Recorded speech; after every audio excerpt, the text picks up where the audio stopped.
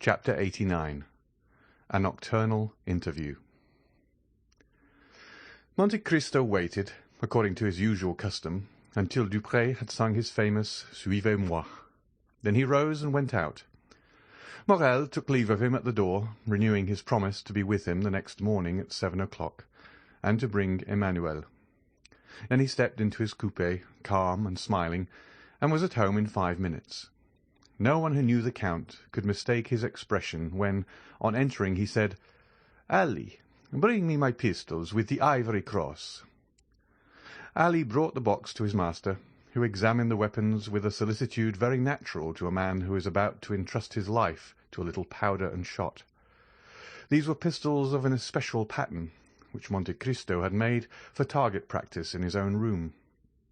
A cap was sufficient to drive out the bullet, and from the adjoining room no one would have suspected that the Count was, as sportsmen would say, keeping his hand in. He was just taking one up and looking for the point to aim at on a little iron plate which served him as a target, when his study door opened, and Baptistin entered. Before he had spoken a word, the Count saw in the next room a veiled woman, who had followed closely after Baptistin, and now, seeing the Count with a pistol in his hand and swords on the table, rushed in. Baptistin looked at his master, who made a sign to him, and he went out, closing the door after him. "Who are you, madame?" said the Count to the veiled woman. The stranger cast one look around her to be certain that they were quite alone. Then bending as if she would have knelt, and joining her hands, she said with an accent of despair, "Edmond, you will not kill my son." The Count retreated a step, uttered a slight exclamation, and let fall the pistol he held. "What name did you pronounce, then, Madame de Morcerf?" said he. "Yours," cried she, throwing back her veil. "Yours, which I alone, perhaps, have not forgotten, Edmond. It is not Madame de Morcerf who is come to you. It is Mercédès." "Mercédès is dead, madame," said Monte Cristo. "I know no one now of that name." "Mercédès lives, sir, and she remembers, for she alone recognized you when she saw you, and even before she saw you, by your voice, Edmond, by the simple sound of your voice, and from that moment she has followed your steps, watched you, feared you, and she needs not to inquire what hand has dealt the blow which now strikes Monsieur de Morcerf." "Fernand, do you mean?" replied Monte Cristo with bitter irony. "Since we are recalling names, let us remember them all." Monte Cristo had pronounced the name of Fernand with such an expression of hatred that Mercédès felt a thrill of horror run through her every vein. "You see, Edmond, I am not mistaken, and have cause to say, spare my son." "And who told you, madam, that I have any hostile intentions against your son?" "No one, in truth. But a mother has twofold sight. I guessed all. I followed him this evening to the opera, and concealed in a parquet box, have seen all." "If you have seen all, madame, you know that the son of Fernand has publicly insulted me," said Monte Cristo with awful calmness. "Oh, for pity's sake!" "You have seen that he would have thrown his glove in my face if Morel, one of my friends, had not stopped him." "Listen to me. My son has also guessed who you are. He attributes his father's misfortunes to you." "Madame, you are mistaken. They are not misfortunes. It is a punishment. It is not I who strike Monsieur de Morcerf. It is Providence which punishes him." "And why do you represent Providence?" cried Mercédès. "Why do you remember when it forgets? What are Yanina and its vizier to you, Edmond? What injury has Fernand Mondego done you in betraying Ali Tepelini?"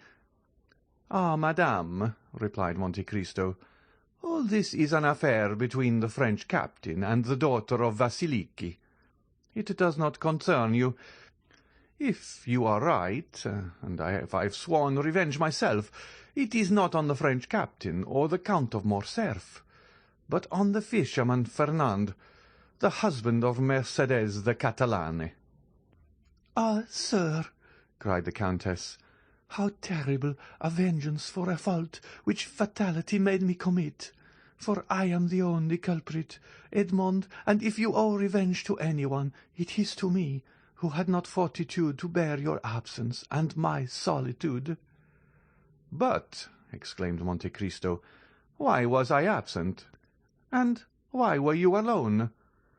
"Because you had been arrested, Edmond, and were a prisoner." "And why was I arrested?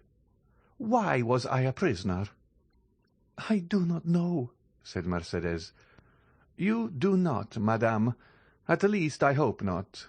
But I will tell you. I was arrested and became a prisoner because under the arbour of La Réserve, the day before I was to marry you, a man named Danglars wrote this letter which the fisherman Fernand himself posted." Monte Cristo went to a secretary, opened a drawer by a spring from which he took a paper which had lost its original colour, and the ink of which had become a rusty hue. This he placed in the hands of Mercedes. It was Danglars' letter to the king's attorney, which the Count of Monte Cristo, disguised as a clerk from the house of Thomson and French, had taken from the file against Edmond Dantès, on the day he had paid the 200,000 francs to Monsieur de Beauville. Mercedes read with terror the following lines: "The king's attorney is informed by a friend to the throne and religion that one Edmond Dantès, second in command on board the Pharaon, this day arrived from Smyrna, after having touched at Naples and Porto Ferraio, is the bearer of a letter from Murat to the usurper, and of another letter from the usurper to the Bonapartist Club in Paris. Ample corroboration of this statement may be obtained by arresting the above-mentioned Edmond Dantès, who either carries the letter for Paris about with him, or has it at his father's abode. Should it not be found in possession of either father or son, then it will assuredly be discovered in the cabin belonging to the said Dantès on board the Pharaon." "How dreadful!" said Mercedes, passing a hand across her brow moist with perspiration. "And that letter?" "I bought it for 200,000 francs, madame," said Monte Cristo, "but that is a trifle, since it enables me to justify myself to you." "And the result of that letter?" "You well know, madame, was my arrest. But you do not know how long that arrest lasted. You do not know that I remained for 14 years within a quarter of a league of you, in a dungeon in the Château d'If. You do not know that every day of those 14 years I renewed the vow of vengeance which I had made the first day, and yet I was not aware that you had married Fernand, my calumniator, and that my father had died of hunger." "Can it be?" cried Mercedes, shuddering. "That is what I heard on leaving my prison 14 years after I had entered it, and that is why, on account of the living Mercedes and my deceased father, I have sworn to revenge myself on Fernand, and I have revenged myself." "And you are sure the unhappy Fernand did that?" "I am satisfied, madame, that he did what I have told you. Besides, that is not much more odious than that a Frenchman by adoption should pass over to the English, that a Spaniard by birth should have fought against the Spaniards, that a stipendiary of Ali should have betrayed and murdered Ali. Compared with such things, what is the letter you have just read? A lover's deception, which the woman who has married that man ought certainly to forgive, but not so the lover who was to have married her. Well, the French did not avenge themselves on the traitor. The Spaniards did not shoot the traitor. Ali in his tomb left the traitor unpunished, but I, betrayed, sacrificed, buried, have risen from my tomb, by the grace of God, to punish that man. He sends me for that purpose, and here I am." The poor woman's head and arms fell. Her legs bent under her, and she fell on her knees. "Forgive, Edmond. Forgive for my sake, who love you still." The dignity of the wife checked the fervour of the lover and the mother. Her forehead almost touched the carpet when the Count sprang forward and raised her. Then, seated on a chair, she looked at the manly countenance of Monte Cristo, on which grief and hatred still impressed a threatening expression. "Not crushed at a cursed race?" murmured he. "Abandon my purpose at the moment of its accomplishment? Impossible, madame, impossible!" "Edmond," said the poor mother, who tried every means.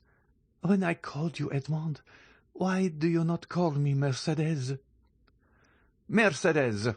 repeated Monte Cristo. "Mercédès! Well, yes, you are right. That name has still its charms, and this is the first time for a long period that I have pronounced it so distinctly. Oh, Mercédès! I have uttered your name with the sigh of melancholy, with the groan of sorrow, with the last effort of despair. I have uttered it when frozen with cold, crouched on the straw in my dungeon. I have uttered it consumed with heat, rolling on the stone floor of my prison. Mercédès, I must revenge myself, for I suffered 14 years. 14 years I wept, I cursed. Now I tell you, Mercédès, I must revenge myself." The Count, fearing to yield to the entreaties of her he had so ardently loved, called his sufferings to the assistance of his hatred. "Revenge yourself, then, Edmond," cried the poor mother, "but let your vengeance fall on the culprits, on him, on me, but not on my son." "It is written in the good book," said Monte Cristo, "that the sins of the fathers shall fall upon their children to the 3rd and 4th generation, since God himself dictated those words to his prophet. Why should I seek to make myself better than God?"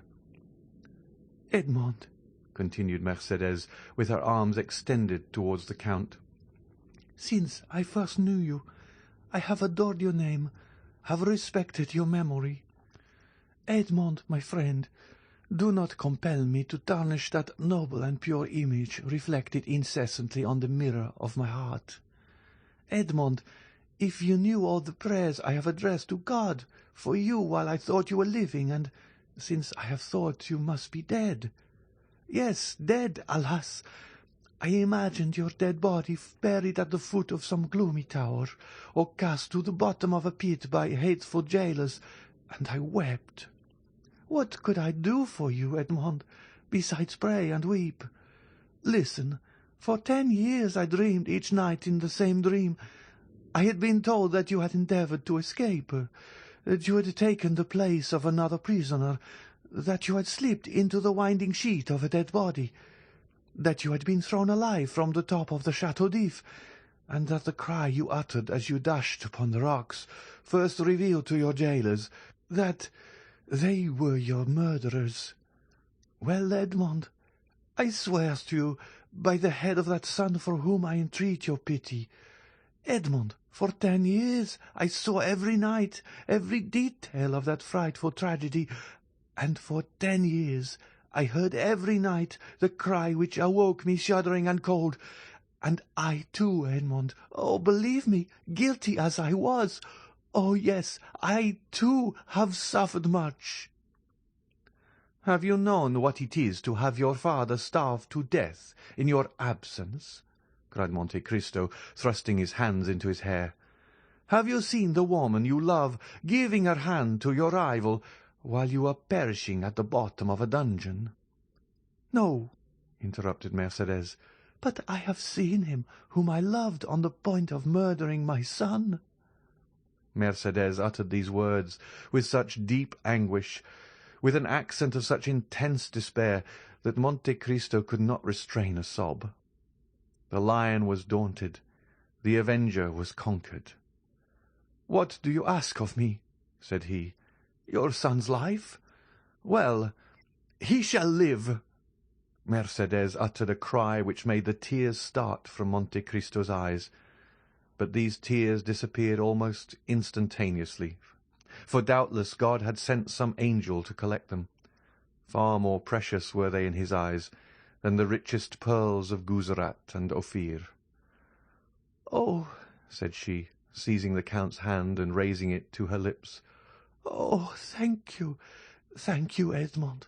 Now you are exactly what I dreamt you were, the man I always loved. Oh, now I may say so." "So much the better," replied Monte Cristo, "as that poor Edmond will not have long to be loved by you. Death is about to return to the tomb, the phantom to retire in darkness." "What do you say, Edmond?" "I say, since you command me, Mercedes, I must die." "Die? And why so? Who talks of dying?